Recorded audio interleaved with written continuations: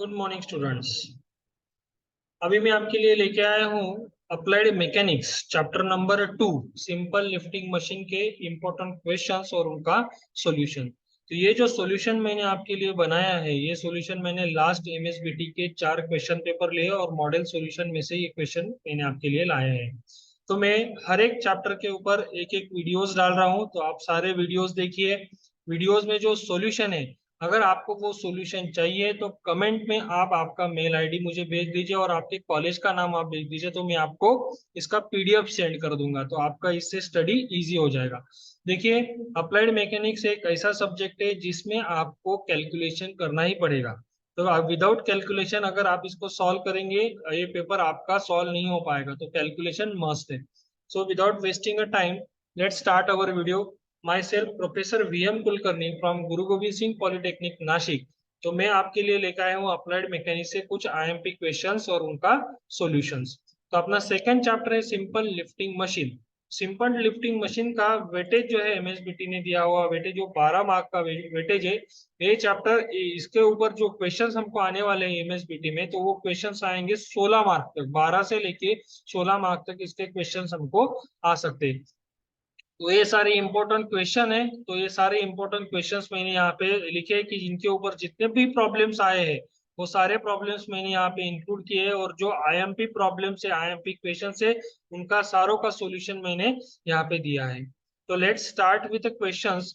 सी, पहला वाला क्वेश्चन से अपना है, define self locking machine and state the condition for it. जो नॉन रिवर्सिबल मशीन है, नॉन रिवर्सिबल मशीन, तो उसको बोलते हैं सेल्फ लॉकिंग मशीन। तो सेल्फ लॉकिंग यानी क्या, आपने नट और बोल्ट देखा है, तो नट और बोल्ट जो रहता है, तो बोल्ट के अंदर जो नट रहता है, जब तक हम बाहर से फोर्स नहीं लगाते वो ऑटोमेटिकली घूमता नहीं है, तो उसको बोलते हैं सेल्फ लॉकिंग। तो ये सेल्फ लॉकिंग कब होगा, अगर मशीन का इफिशियंसी लेस देन 50% है, तभी ये वो मशीन हमारा सेल्फ लॉकिंग मशीन होगा। See the definition, non reversible, non overhauling machine, these machines can only be set in a motion by a force at the output, at the input, force at the input, and when the input force is removed, will remain motionless, locked by friction at whatever position they were left. The machine having the efficiency less than 50%. तो हम external force जब लगाएंगे तभी वो उसका motion start करेगा, without external force उसका motion start नहीं होगा। तो ये सारे डेफिनेशंस मैंने मॉडल आंसर में से लिए हैं। तो अगर आपको कुछ इसका सॉल्यूशन अलग से चाहिए होगा, तो आप मुझे आपका ईमेल आईडी भेज दीजिए, मैं आपको इसका सॉल्यूशन भेज दूंगा। ओके, तो ये नेक्स्ट क्वेश्चन है, तो ये वाला क्वेश्चन भी आगे इंक्लूड होगा, तो इसका सॉल्यूशन उसके अंदर है, रिपीट हुआ हुआ क्वेश्चन है। State the law of machine, ये भी रिपीट हुआ है। हम यहाँ से स्टार्ट करेंगे इसको, ये सारे रिपीट हुए क्वेश्चन, इसका सॉल्यूशन आगे आने वाला है। Define load lost in friction. तो लोड लॉस क्या होता है, load loss in a friction is defined as a difference between ideal load and actual load. Ideal load and actual load, इन दोनों का डिफरेंस यानी क्या होता है, लोड लॉस्ट इन फ्रिक्शन।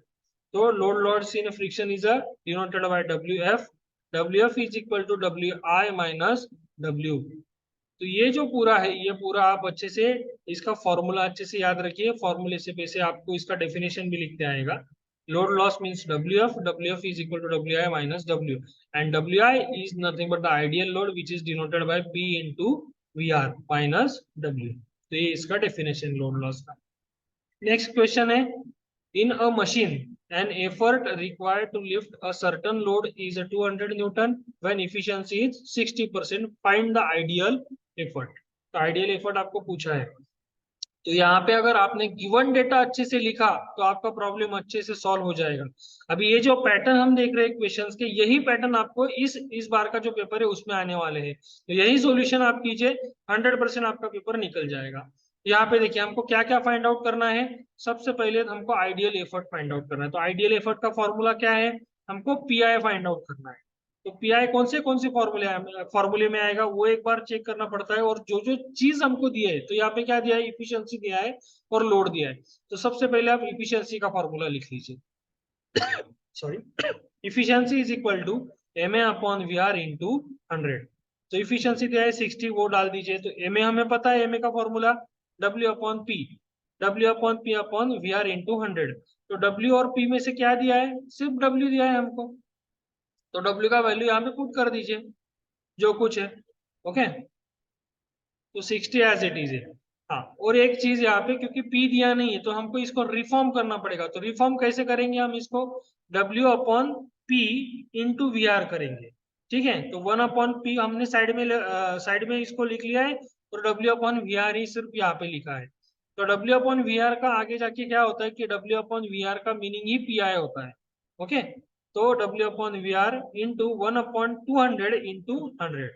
तो यहाँ से क्या करेंगे, इसको शिफ्ट करेंगे, रीअरेंज करेंगे। रीअरेंज जैसे करेंगे, यहाँ पे डिवाइड है तो इधर ये मल्टीप्लाई में चले जाएगा, ये मल्टीप्लाई है तो डिवाइड में चले जाएगा। तो W अपॉन VR, तो इसका कैलकुलेशन जब हम करेंगे तो हमको हमको वैल्यू मिलेगा इसका 120, and that W upon VR is nothing but PI। तो आइडियल एफर्ट हमने फाइंड आउट किया है। तो नेक्स्ट क्वेश्चन है इसके अंदर, what are the characteristics of ideal machine.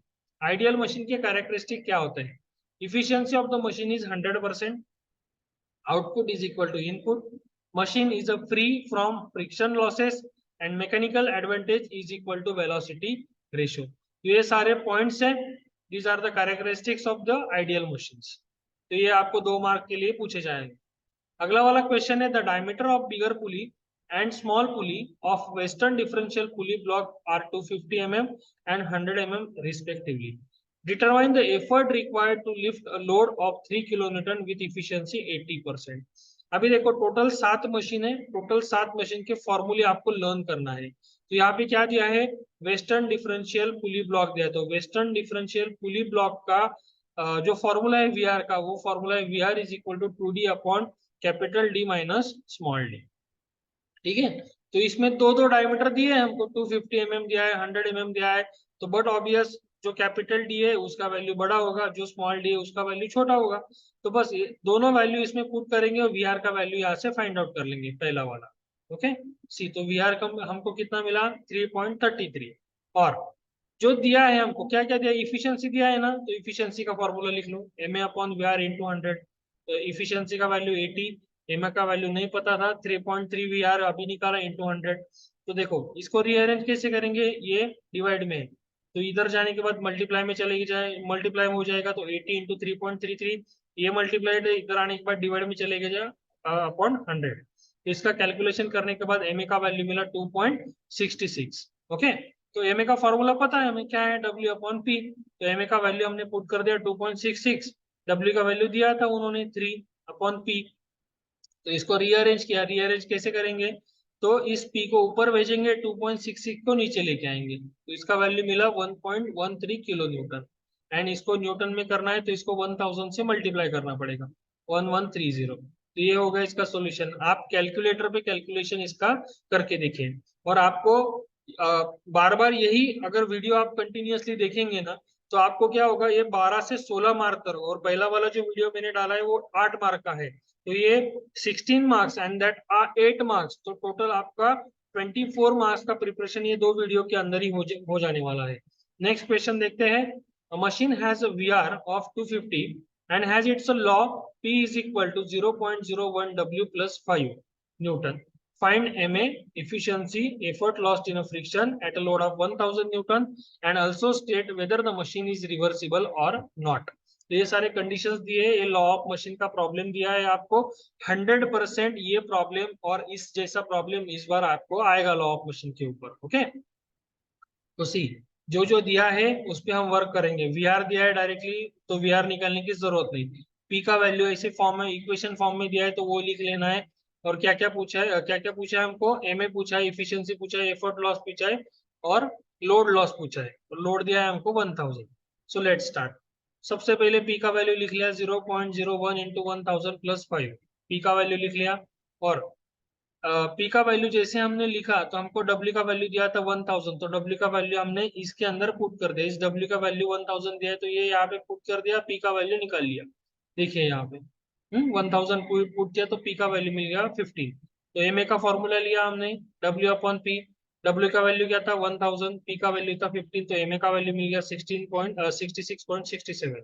Efficiency का फॉर्मूला लीजिए, M A upon V R into 100, M A का वैल्यू अभी निकाला, वी आर का वैल्यू दिया है वो वैल्यू पुट कर दिया, कैलकुलेशन किया, इफिशियंसी मिला आपको 26.67%। ओके, इसके बाद हमको क्या पूछा है, एफर्ट लॉस पूछा है। तो एफर्ट लॉस यानी क्या, effort is denoted by P. तो पी एफ हमको पूछा है, तो पी एफ का फॉर्मूला क्या है, पी माइनस पी आई। तो पी तो पता है, लेकिन पी आई हमको फाइंड करना पड़ेगा। तो पी आई का फॉर्मूला हमने लिखा W upon V R. W is the given value 1000, V R is also given, from that P I is equal to 4 newton. Okay, so P F is equal to P minus P I. पी का value निकाला है 15 माइनस 4, तो P F is 11 newton. और efficiency हमारा 50% से नीचे है, तो मशीन इज नॉन रिवर्सिबल। अगर ये 50% से ऊपर था तो ये मशीन रिवर्सिबल होता था। Okay, so this machine is non reversible machine. Next, उसी टाइप में ये दूसरा प्रॉब्लम में देखो, the law of certain machine is P is equal to W 50 plus 8 newton and V R is 100, find the maximum possible M A, maximum possible efficiency while load is 600 newton. तो ये वाला problem हमको दिया है। तो इसके अंदर सबसे पहले आप क्या करेंगे, सबसे पहले इसके अंदर आप पी का फॉर्मूला लिख लीजिए। पी का फॉर्मूला क्या दिया है, तो यहाँ पे देखो, यहाँ पे शायद डब्ल्यू अपॉन 50 है। ओके, तो P is equal to W upon 50 plus 8 newton. तो यहाँ पे हमने 600 जो वैल्यू है, 600 वैल्यू इस इक्वेशन में हम डाल देंगे। ओके, अभी हमको क्या क्या पूछा है, मैक्सिमम एमए और मैक्सिमम इफिशियंसी पूछा है।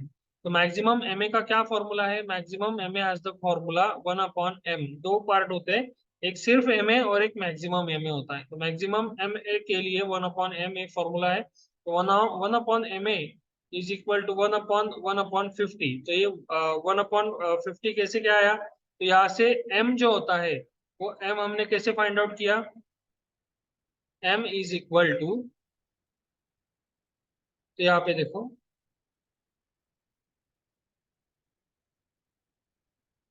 m का जो वैल्यू था, वो m का वैल्यू 1/50 हमने यहाँ पे पुट किया, क्योंकि वो p का वैल्यू है 1/p। m is equal to 1/p, तो 1/50 किया तो वो ये 50 ऊपर चले आया, तो इसका मैक्सिमम m का वैल्यू 50 मिला। Maximum m is equal to 50। Then maximum efficiency अगर फाइंड आउट करना है, वो कैसे मिलेगा, maximum mechanical advantage upon V R into 100। तो मैक्सिमम मैकेनिकल एडवांटेज मिला है हमको 50, वी आर का वैल्यू दिया है 100, मल्टीप्लाई बाय 100, 100 गेट कैंसल, तो इफिशियंसी मिला 50%। ओके, यूजिंग द रिलेशन, जो ऊपर वाला रिलेशन है, P is equal to W upon 50 plus 8। तो W का वैल्यू पुट कर दीजिए, P का वैल्यू दिया था 50 प्लस 8, तो इसको कैलकुलेट कर किया तो P का वैल्यू हमको मिला यहाँ पे 20 newton. Okay, so normal efficiency कैसे निकालेंगे, M A upon V R into 100। तो एम ए कैसे कैसे मिलता है हमको, डब्ल्यू अपॉन पी। दोनों वैल्यू है अपने पास, डब्ल्यू अपॉन पी का वैल्यू पुट किया, वी आर का वैल्यू पुट किया, इंटू 100 एज इट इज। तो 100 गेट कैंसल, 600 अपॉन 20, तो उसका वैल्यू आया 30। तो ये this is also non reversible machine. तो ये कैलकुलेशन होगा इसका। नेक्स्ट पूछा है हमको, define ideal machine and state the law of motion, law of machine for it with help of sketch. तो लॉ ऑफ मशीन और स्केच भी पूछा है हमको। ऊपर एक क्वेश्चन था, मैंने बताया था कि रिपीट होने वाला है, तो ये क्वेश्चन है वो रिपीट हुआ हुआ। आइडियल मशीन क्या है, कि जिसका इफिशियंसी 100% है, उसको बोलते हैं ideal machine. That is output is equal to input, जितना हम इनपुट देते हैं उतना ही आउटपुट मिलता है, उसको बोलते हैं आइडियल। कहीं पे लॉसेस नहीं होते, लेकिन ऐसा मशीन कहीं पे अवेलेबल नहीं, जहाँ पे मोशन है वहां पे फ्रिक्शन है, जहाँ पे फ्रिक्शन है वहां पे लॉसेस है। This machine is absolutely free from the friction loss, that is friction loss is zero. तो law of machine is what, law of machine for ideal machine is the relation between the load lifted and the effort applied is known as the ideal law of machine. That formula for that is P is equal to mw. Okay, where pi is the ideal effort, w is the load, and m is the slope of the line. So this is the graph। Horizontal line पे load बताना है, vertical line पे effort बताना है आपको। तो ये जो लाइन स्लोप है, ये यूनिफॉर्म स्लोप आपको बताना है, P is equal to M W का। ठीक है, इसमें C का वैल्यू, फ्रिक्शन नहीं है इसलिए इसमें C का वैल्यू नहीं रहता है। नेक्स्ट क्वेश्चन है, वेस्टर्न पुली ब्लॉक का देखा था, अभी हम स्क्रू जैक का देख रहे हैं। Screw jack having 5 mm pitch and 300 mm diameter of effort wheel is used to lift a load of 80 kilonewton and VR, and effort required, efficiency of machine is 40%. तो ये स्क्रू जैक का problem है। और क्या क्या पूछा है, find V R and effort required. ठीक है, सो सबसे पहले पीच का वैल्यू दिया है, तो स्मॉल पी से डिनोट करते हैं 5 mm, 300 mm diameter capital D से। डब्ल्यू का वैल्यू दिया है आपको 80 kilo newton, load denoted by W, kilo newton का न्यूटन क्या, बाय मल्टीप्लाइंग 10⁻3। इफिशियंसी दिया है 40%। अभी वी आर पूछा है, तो वी आर का फॉर्मूला फॉर स्क्रू जैक क्या है, pi into D upon P. तो pi as it is into D का वैल्यू 300 दिया है अपॉन पी यानी 5 दिया है, तो वी आर मिल गया। इफिशियंसी पूछा है, सेम फॉर्मूला, एक ही फॉर्मूला बार बार हम यूज कर रहे हैं। Efficiency is equal to M A upon V R into 100। Efficiency कितना है यहाँ पे 40, तो ये वैल्यू 40 यहाँ पे पुट कर दीजिए। एम ए का वैल्यू नहीं पता है, वी आर का वैल्यू पता है, वो पुट कर दीजिए। यहाँ से एम ए का वैल्यू मिल गया, तो M A is equal to formula पता है हमें एम ए का, डब्ल्यू अपॉन पी। तो एम ए का वैल्यू इसमें पुट कर दीजिए, डब्ल्यू अपॉन पी। तो डब्ल्यू का वैल्यू दिया है, पी एज इट इज रख दीजिए। पी को इस साइड में लेके आइए, इसको इस साइड में लेके आइए, तो पी का वैल्यू मिल जाएगा 1061.036 न्यूटन। आप कैलकुलेशन करके देखिए, अगर कैलकुलेशन में कुछ दिक्कत आती है तो मैंने व्हाट्सअप नंबर यूट्यूब चैनल के इसमें मैंने दिया है, अगर आपको कुछ दिक्कत है तो आप उस पर भी आप मुझे पिंग कर सकते हो। नेक्स्ट क्वेश्चन है, in a machine load of 500 newton was lifted by an effort of 50 newton, another load of 750 newton lifted by an effort of 60 newton, obtain the law of machine। दो load दो effort दिया है, 100% law of machine का ही है। Okay, अभी हम law of machine का तीसरा क्वेश्चन देख रहे हैं। तो लॉ ऑफ मशीन के ऊपर देखो, जो पहले वाला पेयर है तो उसको वन नाम दीजिए, W1 and P1। So W1 has a 50 newton, P1 is equal to sorry W1 500 newton, P1 50 newton, W2 750 newton, P2 60 newton. तो law of machine find out करना है। तो लॉ ऑफ मशीन यानी क्या, P is equal to MW plus C। तो जो first है उसको फर्स्ट इक्वेशन, जो सेकंड है उसको सेकंड इक्वेशन देना है।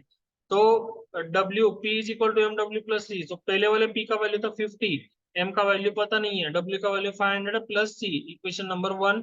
वैसे वैल्यू दूसरे इसमें पुट करो, इसी इक्वेशन में सेकंड वैल्यू पुट करना है। P2 has a 60, M as it is, W has a 750 plus C, इसको बोलो सेकंड क्वेश्चन नंबर 2। अभी सॉल्विंग इक्वेशन 1 एंड 2, तो 1 एंड 2 सॉल्विंग करना है, यानी क्या करना है, दो में से एक को माइनस करना है, minus equation number first from equation number second. तो 60 में से 50 माइनस किया 10 आएगा, 750 में से 500 माइनस करो तो कितना आएगा, 250 आएगा। सी में से सी माइनस करो तो कैंसिल हो जाएगा। तो यहाँ पे एम का वैल्यू निकालना है, तो 10 डिवाइडेड बाय 250, तो एम का वैल्यू मिल जाएगा 0.04। ओके, तो ये जो वैल्यू है किसी भी एक इक्वेशन में पुट कर दीजिए आप। तो हम पहले वाले इक्वेशन में पुट कर रहे हैं 50, एम का वैल्यू 0.04, 500 प्लस सी। तो यहाँ से सी का वैल्यू मिल जाएगा, सी हैज ए वैल्यू 330 न्यूटन। तो एम और सी का वैल्यू फाइंड आउट करना ही मतलब क्या होता है, लॉ ऑफ मशीन होता है, और इसको इस इक्वेशन के फॉर्म में आपको लिखना है। P is equal to 0.04, M का वैल्यू W प्लस सी का वैल्यू 30 न्यूटन, तो इसको बोलेंगे लॉ ऑफ मशीन। ये मोस्ट आईएमपी है, ये आपको 100% आएगा इस बार। नेक्स्ट आता है state ideal machine and right any two characteristics of the ideal machine. ये रिपीट हुआ क्वेश्चन है। आइडियल मशीन क्या बोलते हैं, जिसका 100% इफिशियंसी है उसको आइडियल मशीन बोलते हैं, और इसमें जीरो फ्रिक्शन होता है उसको आइडियल मशीन बोलेंगे। Following are the characteristics: efficiency 100%, output is equal to input, machine is free from friction losses, mechanical advantage is equal to velocity ratio। ये repeat हुआ क्वेश्चन है। Now next is calculate effort lost in a friction and load lost in a friction। Machine lift a load of 100 Newton, effort 8 Newton and efficiency 60%। तो देखो हम ज्यादा sir problem कैसे देख रहे हैं, load loss, effort loss, law of machine, ये ज्यादा प्रॉब्लम देख रहे हैं। और जो मशीन के प्रॉब्लम देखे, वेस्टर्न पुली ब्लॉक का देखा और स्क्रू जैक का देखा है। ठीक है, तो इसमें देखिए हमको क्या क्या दिया है और क्या क्या फाइंड आउट करना है। सबसे पहले वही प्रॉब्लम, वही formula, M A W upon P, W का वैल्यू 100, पी का वैल्यू 8, एम ए का वैल्यू मिल गया। Efficiency M A upon V R, M A का वैल्यू 12.5, इफिशियंसी 60 दिया है, यहाँ से वी आर का वैल्यू मिल गया। तो formula effort loss find out करना है, P F is equal to P minus P I. तो P F is equal to P minus P आई यानी क्या, डब्ल्यू अपॉन वी आर। तो डब्ल्यू अपॉन वी आर का वैल्यू, डब्ल्यू का value पता है, वी आर का वैल्यू अभी निकाला है, वैल्यू पुट कर दीजिए, कैलकुलेशन कीजिए, पी एफ का वैल्यू 3.2 मिल गया। लोड लॉस पूछा है, तो W F is equal to W I minus W. तो W I has the value P into V R minus W.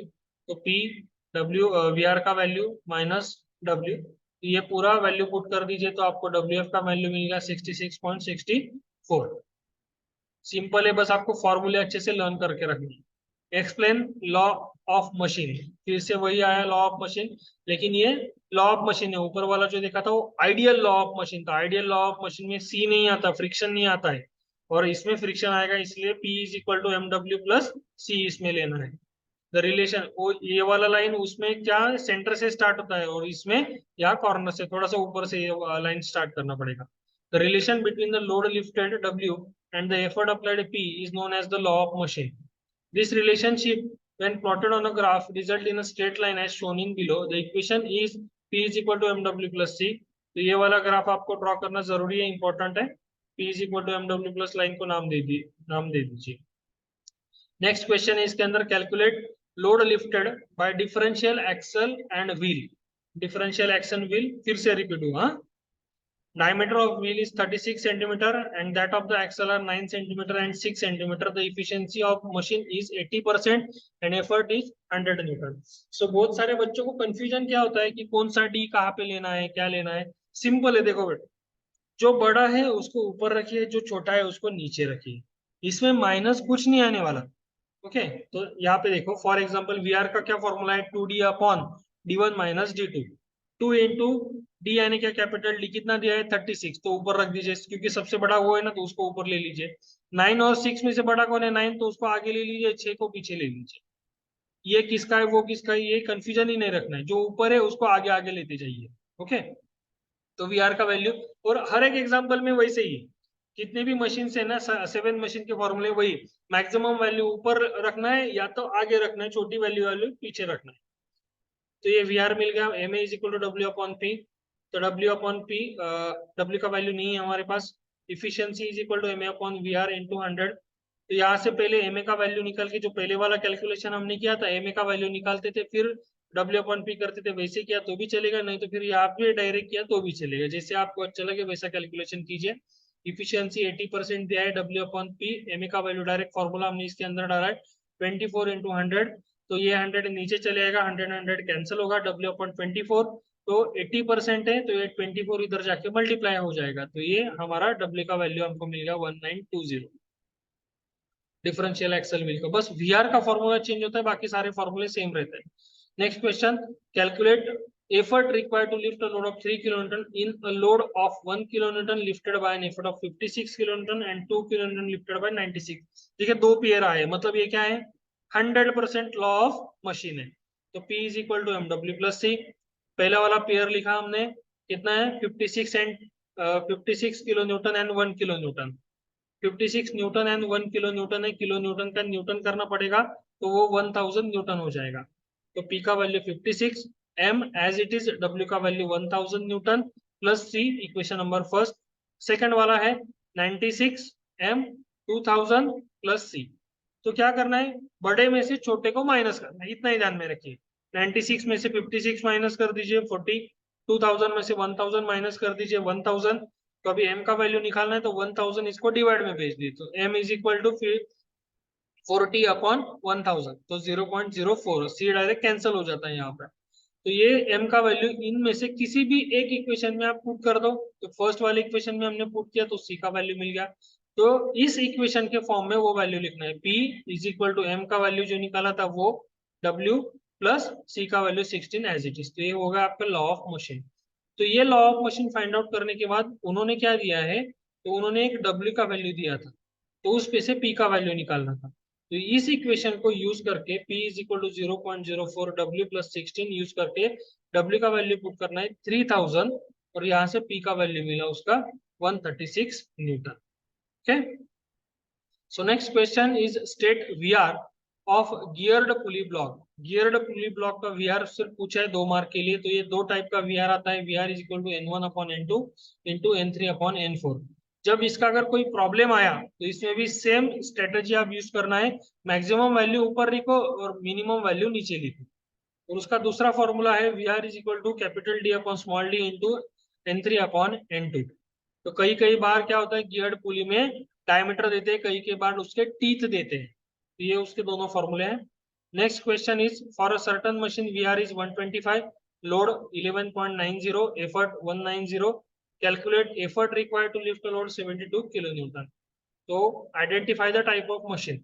MA is equal to W upon P, W का value दिया है, P का value दिया है, MA का value मिल गया, इफिशियंसी MA अपॉन VR करो, MA मिला, VR का वैल्यू दिया है आपको ऑलरेडी, VR का वैल्यू पुट किया, इफिशियंसी मिला 50.10, तो ये 50% से ऊपर है, तो मशीन क्या होगा, reversible machine, and effort required to lift a load of 72 kilo newton is efficiency is equal to MA upon VR into 100, MA का formula W upon P into VR into 100, तो यहाँ पे W का value put कर दीजिए आप, okay नहीं तो फिर MA का वैल्यू निकाल के फिर आप लोग पुट करेंगे तो भी इसमें चलेगा।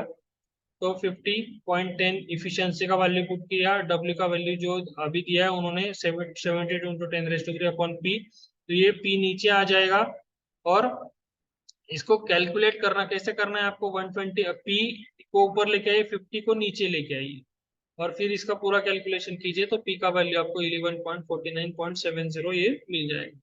थोड़े और पॉइंट के बाद वैल्यू अगर चेंज होता है तो भी वो कंसिडरेबल है। State the law of machine, ये फिर से रिपीट हुआ क्वेश्चन है, तो लॉ ऑफ मशीन के ऊपर 100% आपको आएगा, लॉ ऑफ मशीन का प्रॉब्लम, लॉ ऑफ मशीन का थ्योरी, और जो वेस्टर्न पुली ब्लॉक, गियर पुली ब्लॉक और डिफरेंशियल पुली ब्लॉक देखा है, इनमें से एक आपको 100% आएगा ही आएगा। और अभी ये अगला वाला पूछा है हमको, worm and worm wheel, number of teeth 120, effort diameter 100, drum diameter 150, worm and worm will lift a load of 2.5 kilonewton। तो worm and worm wheel का VR का फॉर्मूला आपको लेना है, तो यहाँ पे देखो, यहाँ पे रेडियस हमको लगता है, तो radius that is D upon 2, small load drum है D upon 2, 150/2, तो ये रेडियस हमको लेना है। So efficiency MA is equal to W upon P, W का वैल्यू दिया था, P का वैल्यू दिया था, 25 मिल गया। तो VR का क्या फॉर्मूला है, RT upon R, R यानी क्या, जो कैपिटल डायमीटर था उसका हाफ कर लीजिए, स्मॉल r यानी क्या, जो छोटा डायमीटर दिया था उसका हाफ कर, T यानी number of teeth on drum, वो 120 दिए थे, तो इसका फॉर्मूला कैलकुलेशन किया, VR का वैल्यू मिल गया 80, efficiency is equal to MA upon VR into 100, तो ये इफिशियंसी मिल गया। तो इसके ऊपर से लोड लॉस पूछा है हमको, तो लोड लॉस, एफर्ट लॉस पूछा है, effort loss PF is equal to P minus PI, तो P minus W upon VR, जो PI का वैल्यू था वो पुट कर दिया, तो 100 माइनस 2.5 इंटू 10⁻³ अपॉन 80, तो PF का वैल्यू मिल गया 68.75 न्यूटन। नेक्स्ट है, फिर से लॉ ऑफ मशीन का आया है, सेम वैसे ही जैसे पिछले वाला हमने सॉल्व किया वैसे ही आपको सॉल्व करना है, तो लॉ ऑफ मशीन के ऊपर 100% आपको प्रॉब्लम आने ही वाला है, तो आप इस वीडियो को बार बार देखिए, लॉ ऑफ मशीन के प्रॉब्लम सॉल्व कीजिए, अगर आपका लक अच्छा है तो यही वैल्यू सेम प्रॉब्लम आपके रिपीट होंगे।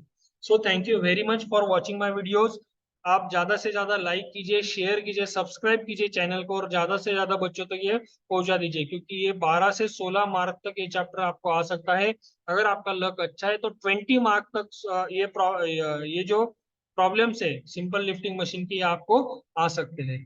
So thank you very much for watching, और कमेंट बॉक्स में, डिस्क्रिप्शन बॉक्स में मैं सारे वीडियोस की लिंक भी डाल रहा हूँ, तो आप डिस्क्रिप्शन में जाके सारे वीडियोस भी आप देखिए, अगर आपने प्रॉपरली 2 यूनिट के भी वीडियोस अच्छे से प्रिपेयर किए तो भी आपका पेपर निकल सकता है। Okay, so thank you very much guys watching my videos, thank you very much.